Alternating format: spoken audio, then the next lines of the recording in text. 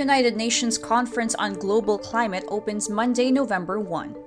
The COP26 conference in Glasgow, Scotland comes a day after the world's biggest economies failed to commit to a 2050 deadline for halting net carbon emissions, a mark widely cited as a condition for preventing the most extreme global warming. In a tweet, Swedish activist Greta Thunberg asks her millions of followers to sign an open letter accusing world leaders of betrayal. US President Joe Biden singles out China and Russia for not bringing proposals to the table. Delayed by a year because of the COVID-19 pandemic, COP26 aims to cap global warming at 1.5 degrees Celsius above pre-industrial levels, a level scientists say would avoid its most destructive consequences. To do that, the conference needs to secure more ambitious pledges to reduce emissions, lock in billions in climate-related financing, and finish the rules to implement the 2015 Paris Agreement, signed by nearly 200 countries. Existing pledges to cut emissions would see the planet's average temperature rise to 2.7 degrees Celsius this century. Climate change is already intensifying storms, deadly heat and flooding, killing coral reefs, and destroying natural habitats. Why did mainstream media ignore the hashtag #BringBackMarcos when it trended on Twitter? Rappler's head of civic engagement Raisa Serafika explains media did not find it newsworthy because it was manipulated and forced. The last week of October saw the hashtag trending on Twitter with around 150,000 tweets using the hashtag. Marcos supporters have complained on social media that media organizations are not reporting the trending and viral hashtag. Previous hashtags like hashtag Ibalik ang ABS-CBN, which calls for the renewal of the franchise of the TV station, trended and became viral and was reported by the media. Twitter user Ivan Balingit illustrates why the tweets can be considered manipulated. In a graph, Balingit shows the accounts that used the hashtag were all created in 2021, with a majority of them created only in October. Serafika says the #BringBackMarcos hashtag does not constitute a trend, and the accounts were created to push an illusion. Need more context, clarity, and perspective? Get the full picture with Rappler Plus.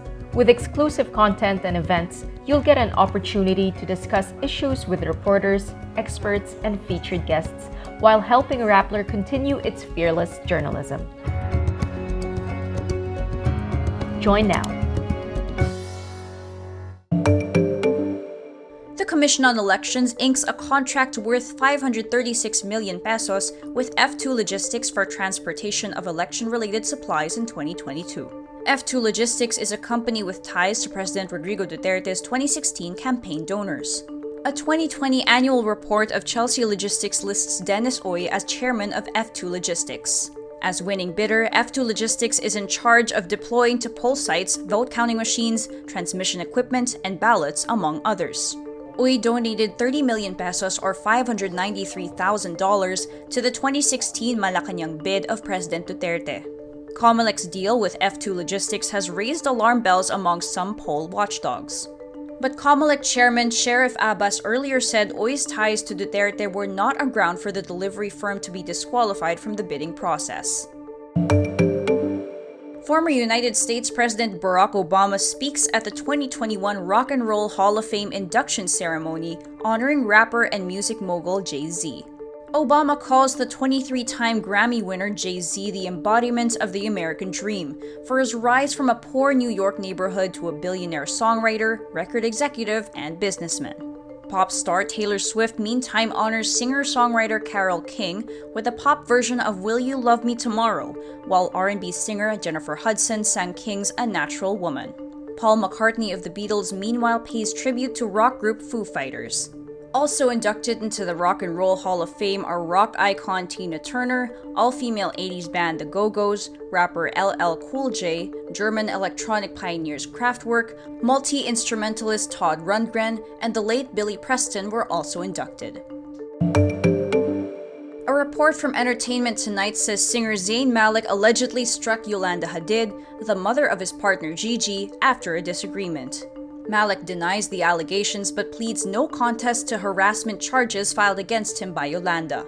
Malik and Hadid have reportedly broken up as a result of the incident.